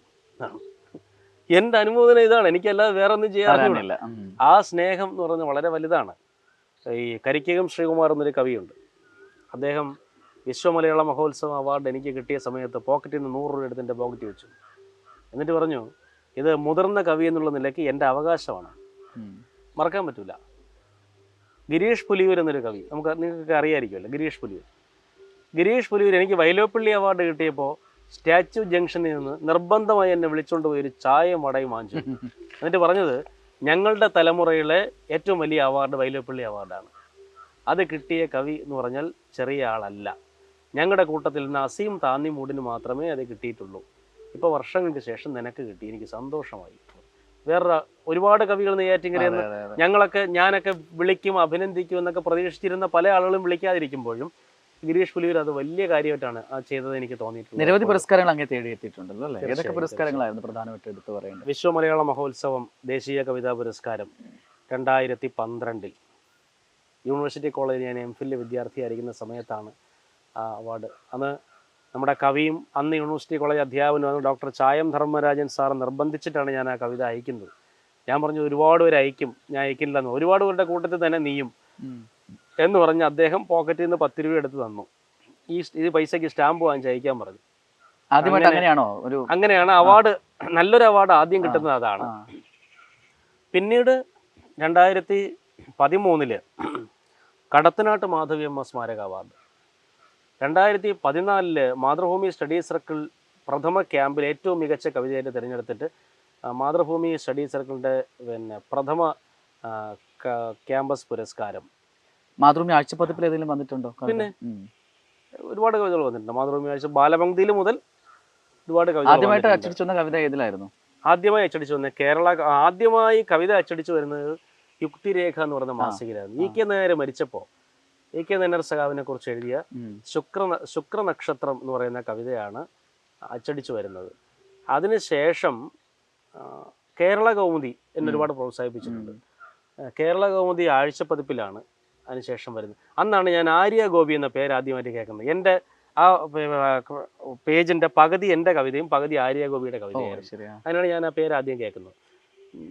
അതിനുശേഷം കലാകൗമുദിയിൽ 2009 കലാകൗമുദിയിൽ ആദ്യം ഒരു കവിത അച്ചടിച്ചു. ഞാൻ MA ക്ക് പഠിക്കുന്നു. ആ MA ക്ക് പഠിക്കുന്ന സമയത്ത് തന്നെ മാതൃഭൂമി ആഴ്ചപ്പതിപ്പിൻ്റെ ബാലപംക്തിയിൽ ഞാൻ കവിത എഴുതുമായിരുന്നു. അഭിമാനപൂർവ്വം ഞാൻ ഓർക്കുന്നൊരു സന്ദർഭം, MG കോളേജിൽ ഞാൻ വിദ്യാർത്ഥിയായിരിക്കുന്ന സമയത്ത് MG കോളേജിലെ ഒരു പിയൂണ് പിന്നെ എന്നെ അന്വേഷിച്ച് ഡിപ്പാർട്ട്മെൻറ്റിൽ വന്നു. പോസ്റ്റ്മാൻ അന്വേഷിക്കുന്നു എന്ന് പറഞ്ഞിട്ട് പോസ്റ്റ്മാൻ സാധനം കൊണ്ട് കൊടുത്തിട്ട് മാതൃഭൂമി ആഴ്ചപ്പതിപ്പിൽ എഴുതിയതിൻ്റെ പിന്നെ മണി ഓർഡർ കൊണ്ടുവന്നതാണ് പോസ്റ്റ്മാൻ. കൊണ്ടുവന്നതാണ് 100 രൂപ. ജീവിതത്തിൽ മറക്കാൻ പറ്റാത്ത അനുഭവമായിരുന്നു അത്. അതുപോലെ തന്നെ ദേശാഭിമാനി വാരികയിൽ ഒരുപാട് കവിത പ്രസിദ്ധീകരിച്ചിട്ടുണ്ട്. അത് നമ്മുടെ ചെറുകാടിൻ്റെ മകനും എഴുത്തുകാരനും ഒക്കെ ആയിട്ടുള്ള KP മോഹനൻ സാർ ചീഫ് എഡിറ്ററായ സമയത്ത് ദേശാഭിമാനിയിൽ ഒരുപാട് കവിത വന്നിട്ടുണ്ട്. ഷിബു മുഹമ്മദ് സാറും ദേശാഭിമാനിയിൽ എൻ്റെ കവിത കൊടുത്തിട്ടുണ്ട്. സിനിമയിൽ അങ്ങനെ ഏതെങ്കിലും ഗാനങ്ങൾ എഴുതാനുള്ള അവസരം കിട്ടിയിട്ടുണ്ടോ? നിർഭാഗ്യവശാൽ ഇതുവരെ ഇല്ല. ഷോർട്ട് ഫിലിമിലൊക്കെ എഴുതിയിട്ടുണ്ട്, ഭക്തിഗാനങ്ങൾ എഴുതിയിട്ടുണ്ട്. അത് വ്യത്യസ്ത മതവിഭാഗങ്ങളുടെ ഭക്തിഗാനങ്ങൾ എഴുതിയിട്ടുണ്ട്. പക്ഷേ സിനിമയിൽ ഇതുവരെ ഒരു അവസരം വന്നിട്ടില്ല. എന്തെങ്കിലും വരുമായിരിക്കും. കിട്ടട്ടെ എന്ന് ഞങ്ങൾ ആശംസിക്കുന്നു. എന്തെങ്കിലും വരുമായിരിക്കും. അപ്പോൾ എനിക്ക് തോന്നുന്നു കുഞ്ഞിലെ ജ്ഞാനമ്മ എന്ന് പറഞ്ഞൊരു ടീച്ചറാണ് അല്ലേ അക്ഷരലോകത്തേക്ക് കൂട്ടിക്കൊണ്ടുപോയത്. ആ ജ്ഞാനമ്മ എന്ന് പറഞ്ഞ ടീച്ചർ കൊളുത്തി തന്ന ദീപം അണയാതെ ഇന്നും അതെന്താ പ്രകാശിപ്പിച്ചുകൊണ്ടിരിക്കുകയാണ്. ടീച്ചറെ കുറിച്ച് ഓർക്കുമ്പോൾ ജ്ഞാനമ്മ ടീച്ചറിന്റെ കൊച്ചുമോളെ നിങ്ങൾക്ക് അറിയാമായിരിക്കും. സിനിമാ താരവും ഒക്കെയാണ് അവർ. ദൂരദർശനിലെ പഴയ വാർത്ത വായനക്കാരിയൊക്കെ ആയിരുന്നു. മിനി SK മിനി എന്നാണെന്ന് തോന്നുന്നു പേര്. SK മിനി അറിയാം. SK മിനി പണ്ട് കൂട്ടുകാരി എന്ന പരിപാടിയൊക്കെ ദൂരദർശൻ ചെയ്യുന്നുണ്ട്. അവരുടെ അമ്മയുടെ അമ്മയാണ് പറഞ്ഞ ജ്ഞാനമ്മ ടീച്ചർ. നല്ല തിളങ്ങുന്ന കണ്ണുകളുമൊക്കെ ഉള്ള ടീച്ചറാണ്. അവർ മുറുക്കി ചോപ്പിച്ച് ഇങ്ങനെ വളരെ പ്രൗഢയായൊരു സ്ത്രീയായിരുന്നു. ജ്ഞാനമ്മ ടീച്ചർ നന്നായി ശിക്ഷിക്കും. ഈ പെരുമരത്തിന്റെ കമ്പ് ഒടിയുന്നത് വരെ പടപടാന്ന് അടിക്കും. ചാട്ടവാറിന്റെ അടിക്കും പോലെ വേദനിക്കും. അന്ന് അറിയാമല്ലോ, ഈ ചെറുശ്ശേരി പറഞ്ഞ പല്ലവൻ വെല്ലുമി പൂവൽ മേനിയാണ്. അന്ന് 4 വയസ്സ് 5 വയസ്സൊക്കെ ഉള്ള സമയത്ത് കിട്ടിയാൽ നന്നായിരിക്കും. പക്ഷെ ആ സമയത്താണ് എനിക്ക് ആദ്യമായി ഒരു ഈശ്വര പ്രാർത്ഥന പഠിപ്പിച്ചു തരുന്നത് അവരാണ്. ഈശ്വര ജഗന്നായക എനിക്കാശ്രയമേ നീ നിത്യവും. തല ഉയർത്തി നിന്ന് പാടണം പഠിപ്പിച്ചു തന്നവരാണ്. ഈ തല ഉയർത്തി നിന്ന് ദേശീയ ഗാനം പാടണം എന്ന് പഠിപ്പിച്ചു തന്നവർ. കഷ്ടപ്പെട്ട് നമ്മുടെ പൂർവികരെ നേടിത്തുന്ന സ്വാതന്ത്ര്യമാണ്. അതുകൊണ്ട് അത് തല കുലിക്കാനുള്ളതല്ല, തല ഉയർത്തി തന്നെ നിൽക്കണം എന്ന് ഒരു TTCയും പാസ്സാവാത്ത ഒരു ടീച്ചർ, പഴയ 7ാം ക്ലാസ്സുകാരി എനിക്ക് പറഞ്ഞു തന്നിട്ട്. അന്ന് ടീച്ചർ എനിക്ക് തോന്നുന്നു 75ഓളം വയസ്സ് പ്രായമുണ്ട്. എൻ്റെ പിറന്നാളിന് എൻ്റെ വീട്ടിൽ വന്ന് എൻ്റെ അച്ഛനും അമ്മയും നോക്കി നിൽക്കെ എനിക്ക് ചോറ് ഉരുട്ടി തരുമായിരുന്നു. അത്ര വാത്സല്യമായിരുന്നു. ഇന്നും ഞാൻ എൻ്റെ സ്കൂളിൽ പഠിപ്പിക്കുന്ന സമയത്ത് ഞാൻ ഊണ് കഴിച്ചുകൊണ്ടിരിക്കുമ്പോൾ ഏതെങ്കിലും ഒരു കുട്ടി ബർത്ത്ഡേ ആണെന്ന് പറഞ്ഞ് മുട്ടായിയും കൊണ്ട് വന്നാൽ ഞാൻ കഴിച്ചുകൊണ്ടിരിക്കുകയാണെങ്കിൽ അതിൻ്റെ ഒരു ഭാഗം ആ കുട്ടിക്ക് കൊടുക്കും. അത് എൻ്റെ അധ്യാപകയിൽ നിന്ന് കിട്ടിയൊരു ശീലമാണ് എനിക്ക്. ഈ പഠിപ്പിക്കൽ അക്കാഡമിക്കായിട്ട് പഠിപ്പിക്കുന്നു എന്നുള്ളതിലപ്പുറം ഒരുപാട് ക്വാളിറ്റി അവരിൽ നിന്ന് എനിക്ക് കിട്ടിയിട്ടുണ്ട്. ആ രീതിയിൽ കിട്ടിയിട്ടുണ്ട്. ഈ പ്രായത്തിൽ കവിഞ്ഞ പാഠഭാഗങ്ങളെ പരിചയപ്പെടുത്തുക. പിന്നെ അതുപോലെ തന്നെ പത്രവായന. പത്രം വായിച്ചിട്ട് പിറ്റേ ദിവസം അതിൽ നിന്ന് കേട്ടെഴുത്തിടും. തെറ്റിപ്പോയാൽ ഭീകരമായി അടിക്കും. വീട്ടിൽ അച്ഛൻ വരുമ്പോൾ പറഞ്ഞു കൊടുക്കുകയും ചെയ്യും. ഇവനൊന്നും പറഞ്ഞുവിടും, ഇവനെ പഠിപ്പിക്കണം നേരാവും എന്ന് പറഞ്ഞിട്ട് ആ പത്രം കൊടുത്തു വിടും. അങ്ങനെയൊക്കെ അതുകൊണ്ട് ഞാൻ നന്നായി ശ്രദ്ധിക്കുകയും ഒക്കെ ചെയ്യുക. ഒരിക്കൽ എനിക്ക് 10ൽ 10 കിട്ടിയപ്പോൾ എന്നെ അഭിനന്ദിച്ച് എനിക്ക് ഓർമ്മയുണ്ട്. അങ്ങനെയാണ് വാക്കുകൾ പരിചയപ്പെടുന്നത്. നേരത്തെ കുട്ടികൾക്ക് അറിയാത്തതിനെ പറ്റി പറഞ്ഞല്ലോ. അത് ഓരോ കാലഘട്ടത്തിൻ്റെയും വ്യത്യാസമാണ്. എനിക്ക് 2ാം ക്ലാസ്സിൽ പഠിക്കുമ്പോൾ തന്നെ നന്നായി എഴുതാനും വായിക്കാനും അറിയാമായിരുന്നു.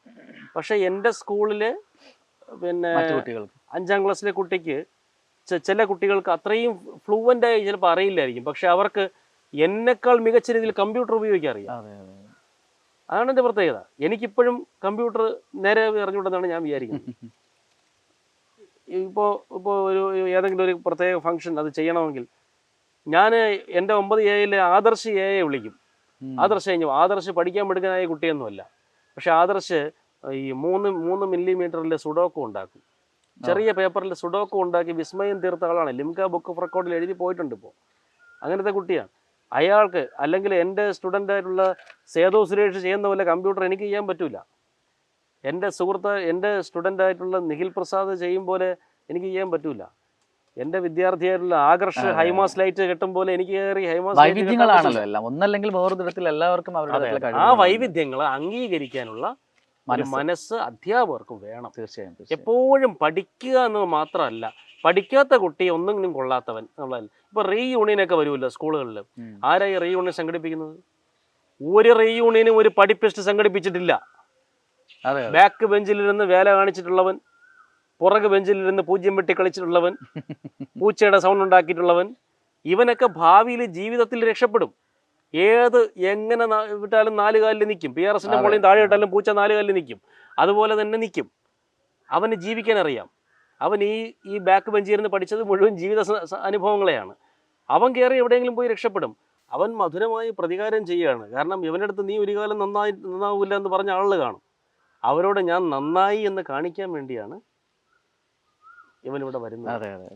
ആണ് എൻ്റെ ഏറ്റവും വലിയ പ്രത്യേകത. ജീവിതത്തിൽ രക്ഷപ്പെട്ടവരുടെ ഒരു കൂട്ടായ്മയാണത്.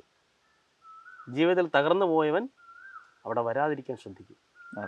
എന്നാൽ ചിലരെന്ത് ചെയ്യുന്നറിയാമോ? ഈ തകർന്നു പോയവനെ അന്വേഷിച്ച് ചെന്നവനെ സഹായിക്കും. അങ്ങനെ ചെയ്യുന്ന ഒരുപാട് പേരെ എനിക്കറിയാം.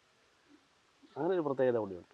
ജീവിത അനുഭവങ്ങളാണ്. ഇപ്പോൾ ഈ നമ്മൾ പഠിക്കുന്നു, അതിൽ നിന്ന് കിട്ടുന്ന അറിവിനെക്കാട്ടിലും ജീവിത അനുഭവങ്ങൾ, ഏത് സാഹചര്യത്തെയും തരണം ചെയ്യാനുള്ളൊരു മനസ്സ്, ഇതൊക്കെ നമ്മൾ കുട്ടിക്കാലത്തെ കുഞ്ഞുങ്ങളെ അത്തരത്തിൽ പ്രാപ്തരാക്കേണ്ടുന്നൊരു ആവശ്യമാണ്. ഇന്നത്തെ ഒരു 1-2 കുഞ്ഞുങ്ങളായിരിക്കും അവരെ പഠിപ്പിക്കുന്നത് പഠനം മാത്രം കോൺസെൻട്രേറ്റ് ചെയ്ത്, അല്ലെങ്കിൽ അവരൊരു നല്ല നിലയിൽ എത്തിക്കാൻ വേണ്ടിയിട്ടായിരിക്കും രക്ഷാകർത്താക്കളൊക്കെ ശ്രമിക്കുന്നത്. എന്നാൽ അവർക്ക് ജീവിതത്തിൽ ഉൾക്കൊള്ളേണ്ടുന്ന പാഠങ്ങൾ പറഞ്ഞു കൊടുക്കാൻ ആളില്ലാതെ പോകുന്നു. അല്ലെങ്കിൽ വീട്ടിലൊരു മുത്തശ്ശിയോ ഉണ്ടെങ്കിൽ അവർക്ക് കൊടുക്കേണ്ട കഥ പറച്ചിലായിക്കോട്ടെ, അല്ലെങ്കിൽ അവരുടെ അനുഭവങ്ങൾ പറഞ്ഞു കൊടുക്കലാവട്ടെ, അതൊക്കെ ഇന്ന് ഇല്ലാതെ പോകുമ്പോഴാണ് പലപ്പോഴും കുഞ്ഞുങ്ങൾ ആത്മഹത്യയുടെ വക്കിലൊക്കെ എത്തിപ്പെടുന്നതെന്ന് എനിക്ക് തോന്നിയിട്ടുണ്ട്. അങ്ങനെ തന്നെയാണ്. ഈ കുട്ടികൾക്ക് പണ്ട് കഥ പറഞ്ഞു കൊടുക്കുന്നത് ഏതൊരു സന്ദർഭത്തെയും ഓവർകം ചെയ്ത ആളുകളെ കുറിച്ചുള്ള കഥകളാണ്. അത് പറഞ്ഞു കൊടുക്കുമ്പോൾ കുട്ടിയുടെ ഉള്ളിൽ ഒരു മാനസികമായ ബലം അറിയാതെ ഉണ്ടാവും. മറ്റങ്ങനെയല്ല. അങ്ങനെ പറഞ്ഞു കൊടുക്കാൻ ആരുമില്ല. പെട്ടെന്ന് കയറി കെട്ടി തൂങ്ങുകയാണ്. അവസ്ഥ. ഒരു എക്സാമ്പിൾ, ചിലന്തി വല കെട്ടുന്നതിന് നമ്മൾ ഓർത്താൽ മതി. പലതവണ നെയ്തിട്ടായിരിക്കും ചിലന്തി ആ വല പൂർത്തിയാക്കുന്നത്. പലപ്പോഴും പരാജയപ്പെട്ടാലും അത് വീണ്ടും തൻ്റെ ലക്ഷ്യത്തിലേക്ക് എത്താൻ വേണ്ടി ആ ചിലന്തി കെട്ടുന്ന വല, അല്ലേ?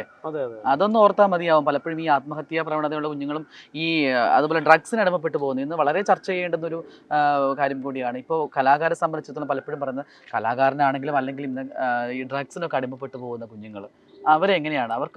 നമുക്ക് ഒരുപാട് കൗൺസിലിങ്ങും അത്തരത്തിലൊക്കെ നമ്മൾ അവരെ നല്ല വഴിയിലേക്ക് കൊണ്ടുവരാൻ ശ്രമിക്കുമ്പോഴും അതിൽ അകപ്പെട്ടു പോകുന്നൊരു വിഭാഗം പലപ്പോഴും ഈ ഒരു സ്മോക്കിങ്ങിലൂടെ ആയിരിക്കും അവർ തുടങ്ങുന്നതെങ്കിലും പിന്നീട് തിരിച്ചു വരാൻ അല്ലെങ്കിൽ കരകയറാൻ പറ്റാത്ത തരത്തിൽ അവർ അകപ്പെട്ടു പോകുന്ന ഒരു സിറ്റുവേഷൻ. അധ്യാപകൻ എന്ന നിലയിൽ ഒരു വലിയ റോളാണ് അങ്ങേക്ക്. കുഞ്ഞുങ്ങളെ അത്തരത്തിൽ എങ്ങനെ നമുക്കത് കണ്ടുപിടിച്ച് അവരെ നേർവഴിയിലേക്ക് കൊണ്ടുവരാം? അധ്യാപകർക്ക് ചെയ്യാൻ പറ്റുന്ന അത്രയും ഒരുപക്ഷെ പാരൻസ് പോലും ചെയ്യാൻ പറ്റില്ല എന്ന് എനിക്ക് തോന്നുന്നു. അതിൻ്റെ ഒരു ഉത്തരം എന്ന് പറഞ്ഞാൽ, വില്ല് പഴയ ആളുകൾ ഉപയോഗിച്ചുകൊണ്ടിരുന്നത് കൊല്ലാനായിരുന്നു. കൊല്ലാൻ. ഈ കൊല്ലാൻ ഉപയോഗിച്ചുകൊണ്ടിരുന്ന വില്ലിനെ കമിഴ്ത്തി എയ്താണ് കൊല്ലുന്നത്. ഈ വില്ലിനെ മലർത്തി വെച്ച് കൊട്ടി പുതിയ കലാരൂപം, വില്ലടിച്ചാൻ പാട്ടുന്ന കലാരൂപം ഉണ്ടാക്കിയ ആളുകളാണ് കേരളീയർ. എന്നുവെച്ചാൽ അതിൻ്റെ അർത്ഥം കൊലയുടെ നേരെ വിപരീതമാണ് കല എന്നാണ്. നമ്മുടെ കുട്ടികൾക്ക് കളിസ്ഥലങ്ങളും കലാസ്ഥലങ്ങളും എന്നാണോ നഷ്ടപ്പെട്ടത്, അന്ന് മുതൽ കുട്ടികൾക്ക് കലാപസ്ഥലങ്ങളിലേക്കുള്ള പ്രയാണം തുടങ്ങി. അതായത് കുട്ടി സ്വയം തോറ്റു കൊടുക്കാൻ തുനിഞ്ഞുകൊണ്ടിരുന്ന കളിസ്ഥലങ്ങളിലാണ്. ചില സമയങ്ങളിൽ ഒരു റൺസ് എടുത്ത് ഔട്ടാവും. അവൻ തൂങ്ങിച്ചാവുകയല്ല, വീട്ടിൽ ചെന്ന് ഏതെങ്കിലും ഒരു വേപ്പ് മരത്തിൽ അടയാളം വെച്ച് പ്രാക്ടീസ് ചെയ്യും. പിറ്റേ ദിവസം വരും, വന്ന് ആദ്യത്തെ ബോൾ 6 അടിക്കും. അങ്ങനെ പ്രതികാരം ചെയ്യുകയാണ്. ഇന്ന് ഔട്ടായ അവിടെ അടിയാണ് നമ്മൾ കാണുന്നത്. ഇന്ന് ഔട്ടായാൽ അടി. ഇന്ന് അങ്ങനെ ഔട്ടാവലും ഇല്ല. ഇന്ന് മറ്റവനെ ഫേവർ ചെയ്യുന്ന രീതിയിലേ ബോൾ എറിഞ്ഞുള്ളൂ. കാരണം അവൻ്റെ 2000 രൂപ ടർഫിൽ കിടക്കുകയാണ്. ഞാൻ പറഞ്ഞില്ല, ഞാൻ എഴുതിയിട്ടുണ്ട്, ഇന്ന് കുട്ടികൾ കാശ് കൊടുത്തിട്ട് അല്പനേരം കളിക്കുന്നു ടർഫിൽ എന്നാണ്. പണ്ട് അങ്ങനെയല്ല. പണ്ട് ഈ വിസ്തൃതമായ, കണ്ടവൻ്റെ വിളയായിരിക്കും, പക്ഷേ വിസ്തൃതമായി കിടക്കുകയാണ്. ആടിച്ച് പൂക്കുറ്റി പോക്കും ബോൾ. നോക്കുമ്പോൾ ഇത് പൊട്ടുപോലെയാണ് കാണുന്നത്. എൻ്റെ കൂട്ടുകാരനൊരു പ്രസാദ് ഉണ്ടായിരുന്നു. പ്രസാദ് 6 അടിക്കുന്നതെന്ന് വെച്ചാൽ സൂര്യമണ്ഡലത്തിൽ പോയിട്ട് ബോൾ തിരിച്ചു വരും. ഞാനത് കവിതയിൽ എഴുതിയിട്ടുണ്ട്. അവൻ വല്ലപ്പോഴേ കളിക്കാൻ വരും. ഗസ്റ്റ് റോളിൽ വരുന്ന പ്രസാദൻ ഫസ്റ്റ് പൂക്കുറ്റി പൊക്കിയ പന്തായി മേലെ നിൽക്കുന്ന ചോന്ന് തുടുത്ത കോർക്ക് ബോൾ കൊണ്ട് ഉണർന്നെണീറ്റെത്തുന്നതാണ്. സൂര്യനെ പറയുന്നതാണ്. പ്രസാദ് അടിച്ചു പൊക്കിയ കോർക്ക് ബോളാണ് സൂര്യനെന്ന്. പക്ഷേ അത്ര പവർഫുള്ളാണ് പഴയ കുട്ടികളുടെ ബലം. അങ്ങനെയാണ് അത്. അവൻ തീരുമാനിക്കുക, എനിക്ക് ഇത്ര പവർ ഉണ്ടെന്ന് കുട്ടി സ്വയം മനസ്സിലാക്കുക. ഇന്നങ്ങനെയല്ല, നിൻ്റെ പവർ ഇതുവരെ മതി എന്നൊരു മുതലാളി നിശ്ചയിക്കുകയാണ്. മുതലാളിത്ത സംസ്കാരം അത് നിശ്ചയിക്കുകയാണ്. കുട്ടിയുടെ ഉള്ളിലെ ആന്തരികമായ തേജസ്സിനെ പോലും ബാൻ ചെയ്യുന്ന രീതിയിൽ വന്നിരിക്കുകയാണ് പലതും. അപ്പോഴെന്ത് ചെയ്യും? കുട്ടികൾക്ക് ഈ മാനസിക സംഘർഷം വർദ്ധിക്കുകയുള്ളൂ. അതിൻ്റെ പ്രത്യേകത. അതിൽ ചിലപ്പോൾ ഈ ലഹരിക്ക് അടിമപ്പെട്ടു പോകാൻ തീർച്ചയായും അടിമപ്പെട്ടു പോകും. അങ്ങനെയാണെങ്കിൽ ഇനി ഫാമിലിയെ കുറിച്ച് പറയുകയാണെങ്കിൽ, അച്ഛൻ, അമ്മ, അനിയൻ, ഞാൻ, എൻ്റെ ഭാര്യ, ഇത്രയും പേര് അടങ്ങുന്നതാണ് ഞങ്ങളുടെ കുടുംബം. അച്ഛനും അമ്മയും ഗവൺമെൻറ് ഉദ്യോഗസ്ഥരൊന്നും ആയിരുന്നില്ല, സാധാരണ ആളുകൾ തന്നെയായിരുന്നു. അച്ഛൻ സാധാരണ ജോലികൾ ചെയ്ത് ജീവിച്ച ആളാണ്, ജീവിക്കുന്ന ആളാണ്. അമ്മയും അങ്ങനെ തന്നെയാണ്. അമ്മ വീട്ടമ്മയായി ഞങ്ങളെയൊക്കെ നോക്കി വിദ്യാഭ്യാസം ചെയ്യിക്കുകയും നല്ല സംസ്കാരം തരികയൊക്കെ ചെയ്തു. എൻ്റെ അനിയൻ തിരുവനന്തപുരത്ത് വാട്ടർ അതോറിറ്റിയിൽ ഉദ്യോഗസ്ഥനായി ജോലി ചെയ്യുന്നു. എൻ്റെ ഭാര്യ സുജിത ബാലരാമപുരത്തുകാരി തന്നെയാണ്. ബാലരാമപുരത്ത് വേറൊരു ഭാഗത്താണ് ജനിച്ചത്. നെയ്യാറ്റിൻകര തന്നെയുള്ള മാരായമുട്ടം സ്കൂളിൽ ഓഫീസ് സ്റ്റാഫായി ജോലി ചെയ്യുന്നു. മാരായമുട്ടം ഗവൺമെൻറ് ഹയർ സെക്കൻഡറി സ്കൂളിൽ. വളരെ സന്തുഷ്ടമായൊരു കുടുംബമാണ്. അങ്ങനെയുള്ളൊരു ജീവിതമാണ്. എൻ്റെ എഴുത്തിനും വായനയ്ക്കും എല്ലാം പ്രോത്സാഹനം നൽകിക്കൊണ്ടിരിക്കുന്ന ഒരു കുടുംബമാണ് എൻ്റേത്. അത് തന്നെയാണ് ഏറ്റവും വലിയ ഭാഗ്യം. തീർച്ചയായും. ഇനിയും ഒരുപാട് അങ്ങയുടെ വിരൽത്തുമ്പിലൂടെ ഒരുപാട് നല്ല നല്ല കവിതകൾ പിറക്കട്ടെ. നമ്മുടെ സമൂഹത്തിന് വെളിച്ചം പകരുന്ന തരത്തിലുള്ള കവിതാ മൂല്യമുള്ള കവിതകൾ രചിക്കാൻ സാധിക്കട്ടെ എന്നൊക്കെ ആത്മാർത്ഥമായിട്ട് പ്രാർത്ഥിക്കണം. എല്ലാവിധ ഭാവങ്ങളും നേരുന്നു അങ്ങയുടെ ഒരു സർഗ്ഗജീവിതത്തിനായി. എനിക്കും വലിയ സന്തോഷം. Thank you so much.